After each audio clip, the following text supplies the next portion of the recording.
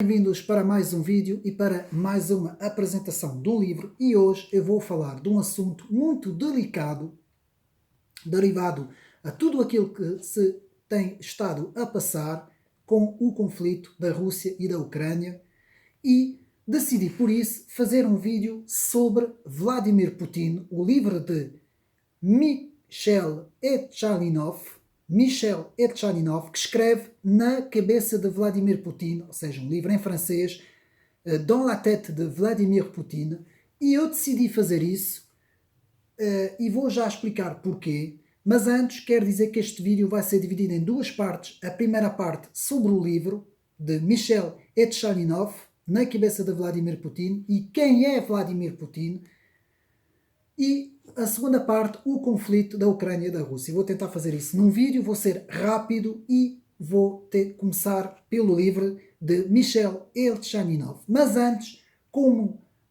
apenas como introdução e também como aviso, eu quero dizer o seguinte. Eu recebi muitas mensagens no meu Facebook por causa de uns posts que eu pus, portanto, numa defesa que eu fiz, na altura, não é? Sobre o governo da Rússia. E, meus amigos, caiu-me tudo em cima.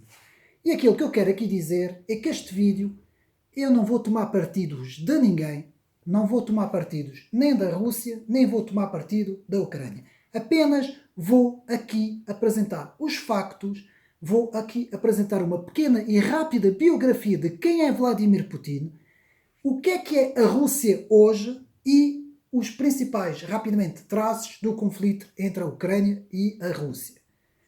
Em primeiro lugar, a comunicação social não faz absolutamente nada disto. A comunicação social apresenta uma visão e é aquela visão que nós somos obrigados a ver. E outra crítica que eu vou aqui fazer, principalmente uma crítica vinda dos nossos amigos do Brasil, pela qual eu tenho muito respeito e ouço os vídeos todos, principalmente dos youtubers, que eu tenho ouvido muitos vídeos, e principalmente daquela malta mais conservadora. E eu aqui tenho que dizer o seguinte: nós, quando falamos de alguma realidade, temos que saber o que é que estamos a falar, temos que saber que a realidade em que nós estamos a falar, temos que ter pessoas lá no terreno, temos que saber o que é que se passa e não falar apenas porque alguns intelectuais ou porque o outro disse aquilo ou porque o outro disse aquilo. Isto é um erro. Quando nós analisamos as coisas, esta análise tem que ser feita de uma forma séria, fazendo uma análise no espaço e no tempo, vendo os atores, estudando muito bem e fazendo uma análise muito correta das coisas. E também quero dizer desde já, não costumo fazer isso nos meus vídeos, mas vou fazer aqui, dou os parabéns ao João Til pelos vídeos que ele tem feito, porque ele tem sido um dos únicos a fazer uma análise correta, neutra, da realidade, não fazendo aquilo que toda a gente está a fazer e que também muitos irmãos nossos e amigos no Brasil estão a fazer também, pela qual eu tenho muito respeito, atenção, também derivado a alguns vídeos e análises que o professor Olavo de Carvalho fez, que eu tenho muito respeito, toda a gente sabe aqui no meu canal, eu fui um grande defensor, eu talvez seja aqui em Portugal um dos maiores defensores do professor Olavo de Carvalho, mas na situação da Rússia atual, eu tenho aqui uma grande divergência com o professor, que faleceu recentemente, não é? E dou as minhas homenagens também, mas que eu tenho uma grande divergência, e eu vou explicar aqui neste vídeo o porquê de tudo e de toda a matéria que eu vou aqui expor. Mais uma vez, espero que os meus amigos possam compreender o que eu vou aqui expor. Eu sei que agora há uma onda muito grande anti-Putin, há uma onda muito grande, há uma russofobia cada vez maior no mundo, que é esse um dos objetivos principais também de uma certa elite financeira internacional, que é denegrir por completo a imagem de Vladimir Putin. E atenção, a comunicação social sempre foi mestre na instrumentalização das coisas. Nós sabemos, temos visto ao longo desses 20 anos, toda a instrumentalização que tem sido feita em vários assuntos por parte da comunicação social. Eu não vou agora falar disso, vamos agora rapidamente falar do vídeo. Bom, primeiro aqui, Na Cabeça de Vladimir Putin, de Michel Elchaninov faz uma análise direta de Vladimir Putin, das pessoas à volta de Vladimir Putin, da vivência, da infância e da biografia de Vladimir Putin. Vladimir Putin é um homem de São Petersburgo. E, ao contrário do que aquilo que toda a gente fala, ele era muito ocidental. Portanto, Vladimir Putin sempre foi um homem muito virado para o ocidental. Ele nasce em 1952 e vamos ter aqui, portanto, um analista francês, um homem político, funcionário público e analista, fundador do Club de l'Horloge, que se chama Yvan Blot, e que fez uma análise muito profunda porque esteve várias vezes com Vladimir Putin na Rússia, fez viagens, esteve lá no terreno, sabe do que é que está a falar, e em duas ocasiões, numa quando foi na inauguração de um monumento aos mortos da Segunda Guerra Mundial, quando a Rússia combateu ao lado da França contra os alemães, e na segunda ida, quando esteve a convite do próprio Vladimir Putin no Clube de Valdai, que é um clube de estudiosos que Vladimir Putin criou, estudiosos sobre a ordem mundial, e Yvan Blot foi convidado por esse clube a estar com eles, a ir à Rússia, esteve lá, não é?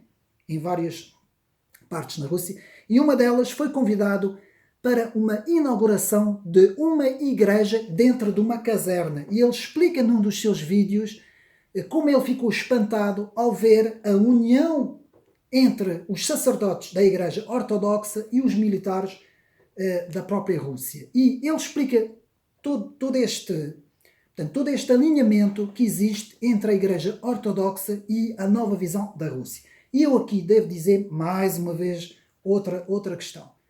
Vamos parar com as teorias da conspiração, por causa de alguns vídeos que o professor Olavo de Carvalho também fez, de que supostamente a KGB se teria reunido numa sala em segredo e agora vamos mudar, antigamente éramos comunistas, agora vamos fazer de conta para o Ocidente que somos nacionalistas, defensor dos valores da família, dos valores conservadores e blá blá blá, pronto, tudo isso.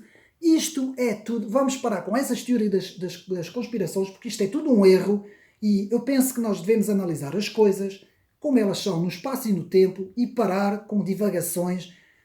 Tenho muito respeito pelo professor Olavo de Carvalho, mas nesse aspecto eu não concordo absolutamente em nada. E vamos então mergulhar rapidamente para ver se eu consigo fazer isto num vídeo. Se eu não conseguir, haverá então dois vídeos. A primeira parte sobre Vladimir Putin e a Rússia e a segunda parte sobre o conflito da Rússia e da Ucrânia. Bom, então, Yvan Blot explica a popularidade de Putin no povo russo. E atenção, isto é corroborado por mais um indício que eu tenho na minha vida, que eu tenho um grande amigo meu que é ucraniano, na zona de Baix, portanto, aquela zona de Odessa, em que ele diz que a popularidade do Putin é muito grande, não é aquilo que a comunicação social diz. Continuando, portanto, desde 2000, atenção, não é de agora, não foi com esta história aqui, desde 2000 que a comunicação social ocidental, digamos assim, não é? Que para mim a verdadeira palavra ocidental não significa absolutamente nada dos valores que hoje o Ocidente tem, mas na parte ocidental a comunicação social nutre um ódio muito grande em relação a Vladimir Putin e a Rússia de Putin. Ora, quando a URSS existia, nós não ouvíamos isso nos anos 60 nem nos anos 70, não é? Até a queda do Muro de Berlim, nunca nós, mesmo até na Guerra Fria, não ouvíamos isso por parte, principalmente das instâncias na Europa. Continuando, portanto, Putin nasce em São Petersburgo, que era uma cidade muito ocidentalizada, podem ver na própria história, não é? O Pedro o Grande, que era portanto, um dirigente muito virado para os valores ocidentais. A mãe do Putin, quando Vladimir Putin era pequenino, foi quase encontrada morta numa carroça, mas ela começou-se a mexer e conseguiram retirar a mãe. Vladimir Putin passou muito quando era criança, passou frio e fome, teve muitos problemas, teve que ser batizado na Igreja Ortodoxa às escondidas por causa do Partido Comunista. Há muita coisa que as pessoas não sabem. Houve uma série de situações que formaram, portanto, a personalidade de Vladimir Putin. E agora chegamos a quando Vladimir Putin vai se formar na Universidade de São Petersburgo e vai conhecer um dos prefeitos, Sputchak, antigo prefeito e antigo anticomunista, vou repetir, anticomunista, liberal na economia, professor na faculdade, que vai incutir valores liberais no Putin. Vou repetir, valores a nível económicos liberais no Putin. E o Putin teve aquela fase, porque ele também vinha dos quadros da KGB, não esquecer isso, é verdade, vinha nos quadros da KGB, nós não podemos esquecer que a Rússia, que a União, foi muitos anos União Soviética, não é? No poder dos comunistas, não é? Mas depois dessa fase, não é? Putin vai então ingressar para essa universidade e vai conhecer Spotsbach, que é um dos professores, e vai incutir valores de economia liberal no Putin. Portanto, Putin vai se tornar um conservador liberal. Vai também abraçar o desporto do judo, vai ser um grande campeão no judo, vai ganhar várias medalhas em vários campeonatos e vai ser muito marcado pelas Forças Armadas. Vai ser oficial das Forças Armadas e vai ser muito marcado pelas Forças Armadas. Rapidamente, porque eu não tenho muito tempo, isto está tudo no livro Na Cabeça de Vladimir Putin. E vamos falar em 4 traços muito importantes para, uma vez por todas, sabermos quem é Vladimir Putin e deixarmos essas teorias da conspiração que ele é um antigo KGB que está a querer fazer o comunismo no mundo, porque isto é o que as pessoas agora, é o que a mídia quer que as pessoas pensem, né?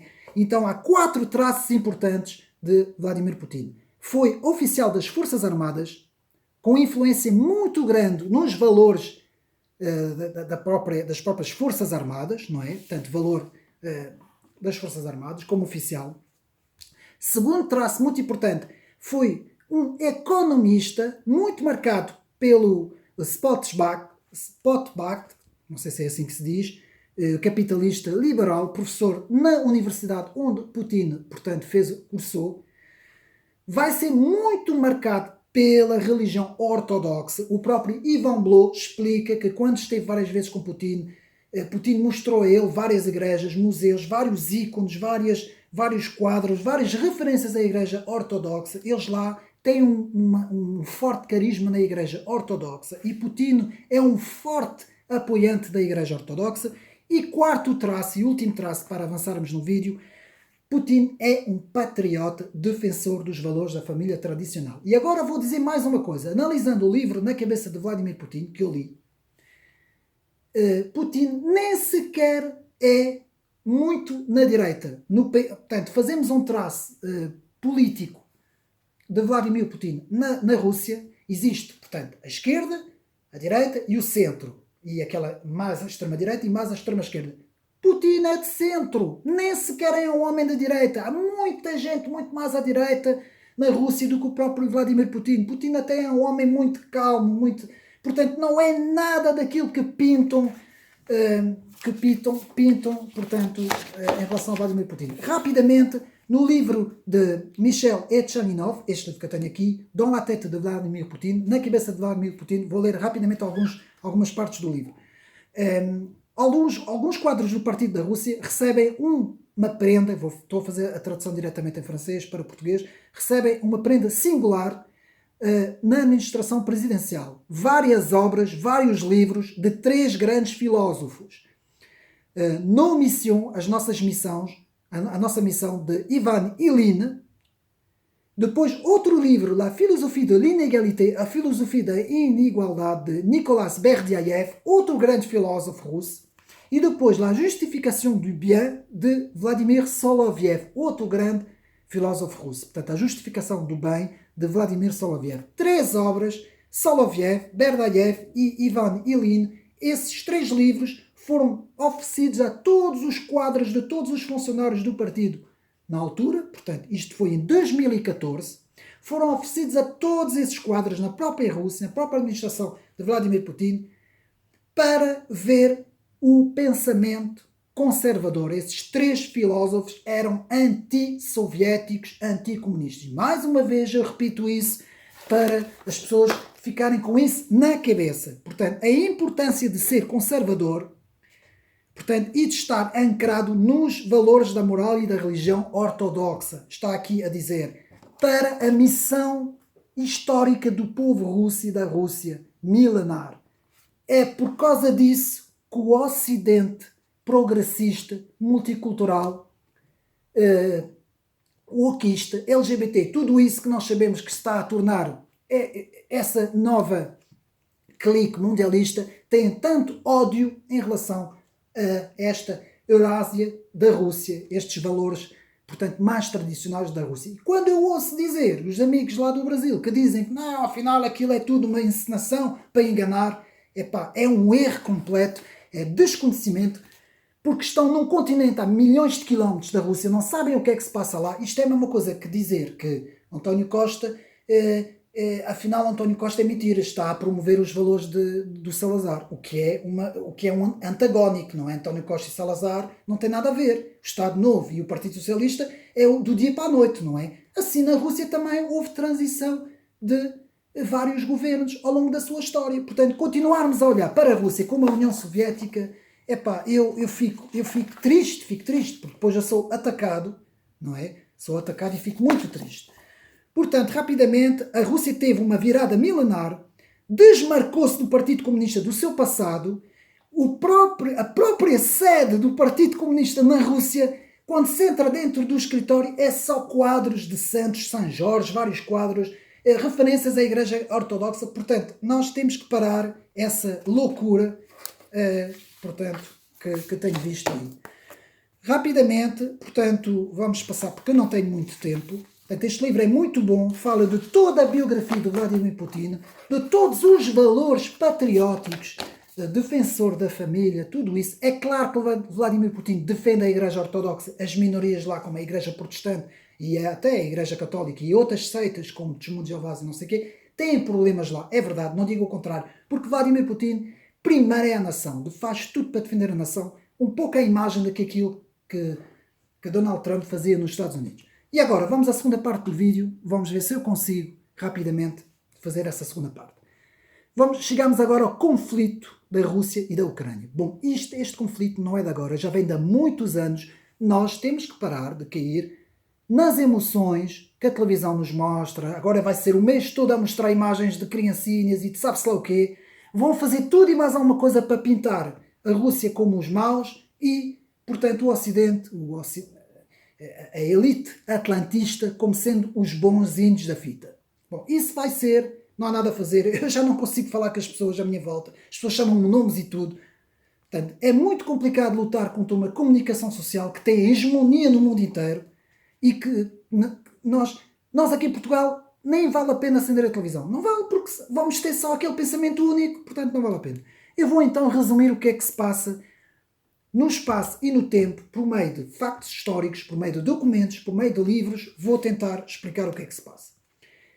Em 21 de novembro de 2013, houve várias manifestações que começaram na Ucrânia, em Kiev principalmente, e que foram chamadas Maidan, a palavra Maidan, e que depois tiveram mais um acrescente de Euromaidan. Portanto, as manifestações começaram na noite de 21 de novembro de 2013 com um pretexto de que a parte ocidental da Ucrânia exigia uma maior integração europeia da Ucrânia na Europa e no mundo atlantista.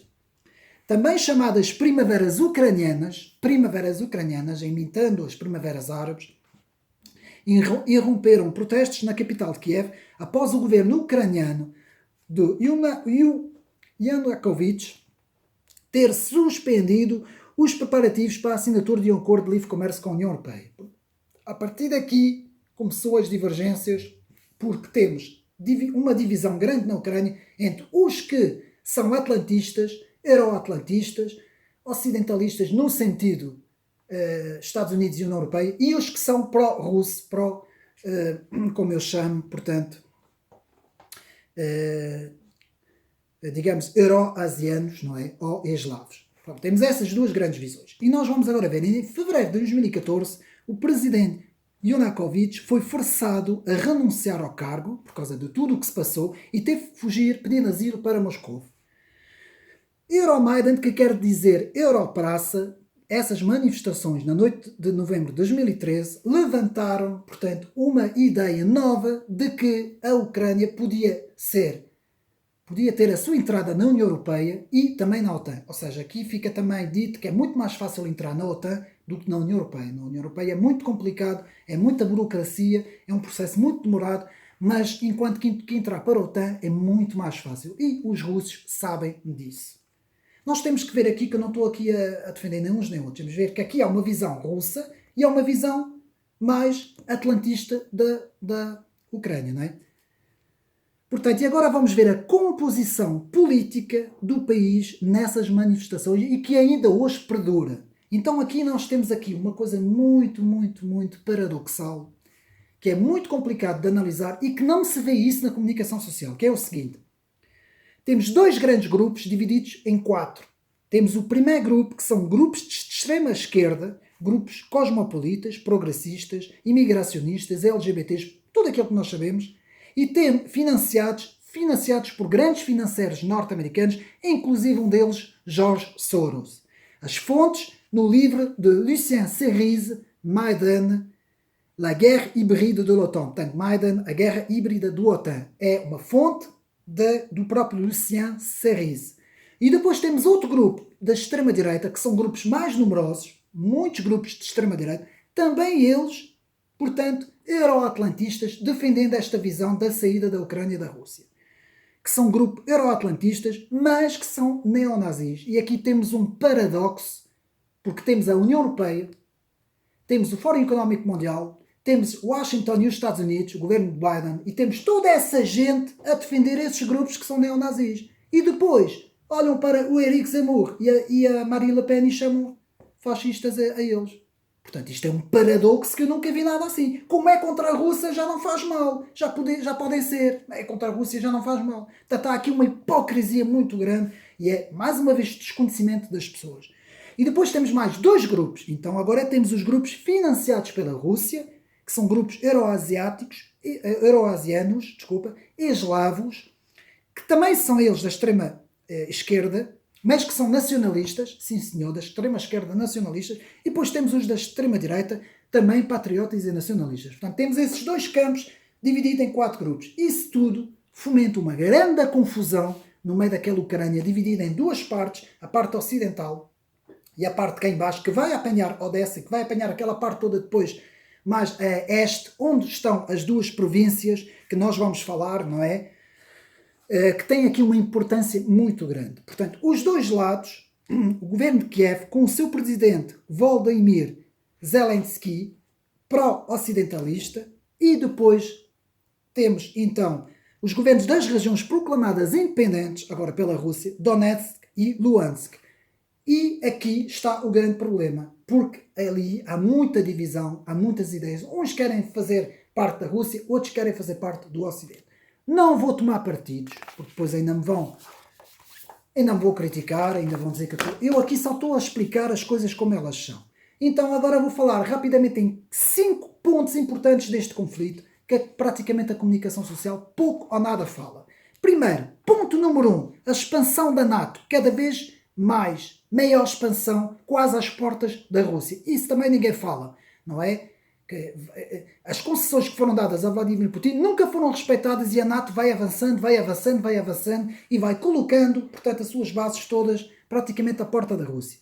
Segundo ponto, o não reconhecimento por parte do Ocidente de Donetsk e Luhansk, as 2 grandes províncias que foram agora reconhecidas pelo governo de Vladimir Putin. Atenção, porque a maior parte das pessoas que moram naquelas zonas são praticamente russos, falam russos e são russos e querem pertencer à Rússia. Terceiro ponto, o não cumprimento dos acordos de Minsk II, não é? Já tinha havido um acordo 1, que nunca foram cumpridos e que Vladimir Putin desfarta-se de falar sobre isso. Na comunicação social ninguém vê nada. Quarto, a disputa geopolítica da energia, que para mim é o ponto mais importante, em que nós temos, portanto, de um lado, os americanos que defendem o gás natural liquefeito chamado xisto, que é um gás que tem que vir por barco, que é muito complicado de transportar, muito poluente, muito mais poluente que o outro, e que vem, que é o gás de xisto, não é? Que vem principalmente da Argélia, que vem também do Catar e de alguns países da China também, e alguns países do norte da África, e que é muito problemático mas que foram feitas agora alguns acordos dos Estados Unidos com o Qatar para trazer, portanto, este gás para depois importar para a Europa. E depois temos o Nord Stream 2, a famosa história do Nord Stream 2, que vai completar o Nord Stream 1, paralelo ao Nord Stream 1, passa no Mar do Báltico, que vai, portanto, começa lá em cima na Rússia, portanto, tenho aqui, portanto, os sítios mesmo onde ele começa. Portanto, ele começa em quase ao pé de São Petersburgo, não é? No Utstunga, e vai descer no Mar Báltico todo até cá abaixo, até chegar a Greensfield, na Alemanha, Greensfield, não sei como é que se diz, na Alemanha, e, portanto, não passa pela Ucrânia, não passa pelas aquelas zonas todas, pela Polónia, por aquilo tudo, pela Turquia, ou por aquelas zonas todas, vai direto por mar, é muito mais rápido, muito mais económico, não é tão poluente e resolveria o problema da energia na Europa. Mas os americanos, mais uma vez, não estão interessados porque eles perderiam muito na sua economia com esta situação. Portanto, é preciso nós compreendermos e, atenção, porque houve várias sanções, congelamentos nas embarcações que tiveram a construir o gasoduto, não é, o gás pipeline, que tiveram a construir e que teve praticamente, a operação teve que parar toda, não é, por causa das sanções, tudo por causa dos americanos que pressionaram a União Europeia e a própria Alemanha, que estava dividida, teve que aceitar pôr de parte este projeto e tudo isso leva, obviamente, a fazer ainda mais confusão neste conflito. E por fim, quinto ponto, financiamento e fornecimento do armamento pela indústria do armamento, tanto de um lado pelos euroatlantistas, portanto, ao governo de Kiev, da parte ocidental, como também da Rússia, à parte do este, não é, das duas províncias, e também quando foi a situação da invasão da Crimeia. Portanto, tudo isso, esses 5 pontos, resumem perfeitamente que isto é um conflito muito complicado, que temos que perceber as duas visões. Quem quer fazer parte do mundo atlantista tem todo o direito, mas quem quer fazer parte da Rússia também tem todo o direito. E, portanto, mais uma vez, tentei explicar isto tudo neste vídeo. Isto tinha que ser muito mais, tinha que ter muito mais tempo e não tenho. Apenas quero aqui dizer a situação seguinte. Ninguém é obrigado a gostar do que se está a passar. A guerra é a pior coisa que pode existir. Eu sou contra qualquer tipo de forma de guerra, fica já aqui dito. Mas nós temos que perceber o porquê que muitas vezes as nações são levadas a tomar determinadas atitudes e o porquê de só porem uma visão e não porem a visão, outras visões. Vou dar um exemplo. A RT France, Rádio Televisão France, por exemplo, que é um canal que pode-se ver na internet, apresenta vários analistas de várias visões, uns que são pró-russos, outros que são... Portanto, não tem nada a ver com estas televisões que nós estamos a ter, que quando nós acendemos as televisões é de manhã à noite a dizer que praticamente o Putin é o Hitler, não é? Mais a sua tropa que está a querer invadir a Europa.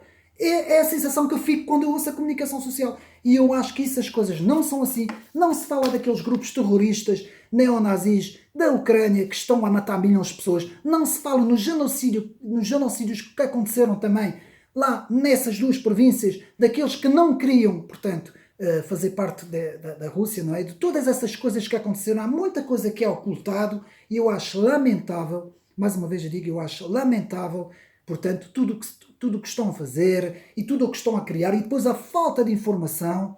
Mais uma vez, eu repito, a Rússia de hoje não tem nada a ver. Os valores que existem hoje na Rússia, basta lá ir e ver e estudar as pessoas que lá estão, estudar a visão deles. Eu tenho um livro muito interessante agora, também não sei onde é que está, devia ter posto de lado. Tenho aqui sobre isto, sobre antologia. Já fiz uma apresentação, portanto, no meu canal, do pensamento geopolítico e filósofos da Rússia, russos. Aqui nós percebemos tudo, percebemos a diferença entre a antiga União Soviética, do Lenin, do Stalin, de todos esses estadistas, e percebemos também que muito antes disso havia filósofos que eram conservadores, que eram patriotas, que eram defensores da família, da Igreja Ortodoxa. Está aqui tudo neste livro. Nós não podemos, tudo sobre Alexandre Dugin, perceber qual é a ideologia de Alexandre Dugin, porque eu ouço barbaridades sobre Alexandre Dugin, sinceramente, mas pronto. E nós temos que estudar entender as coisas e não nos deixarmos ir por sensacionalismo, por emoções, pela comunicação social, por coisas que depois nós ficamos completamente condicionados. Temos direito a ter a nossa opinião e, sobretudo, manter o respeito. Porque eu nunca faltei ao respeito a ninguém. As outras pessoas podem ter as suas opiniões. Se não gostam da minha opinião, não são obrigados a ouvir. Agora, faltar ao respeito e fazer comentários, acho isso lamentável. Eu estou a dizer isto neste vídeo, não é o meu costume fazer isso, mas eu fico muito triste com os comentários que me enviaram. Tudo isso por causa das emoções e do sensacionalismo da televisão, e depois leva a isso. Leva a esse tipo de situação. Portanto, vamos ser racionais, vamos ser analíticos, vamos analisar as coisas, ver os prós e os contras, estudar, ler, informar-se e não cairmos no sensacionalismo. Era só o que eu tinha para dizer. Tão cedo agora não vou voltar a falar desses assuntos sobre a Ucrânia e sobre a Rússia. Fica já também, desde já, o meu próximo vídeo sobre Leo Strauss e sobre, portanto, o Direito Natural e História, um livro muito interessante que eu convido os meus amigos a verem o próximo vídeo. E um abraço a todos, espero que tenham gostado e até a próxima.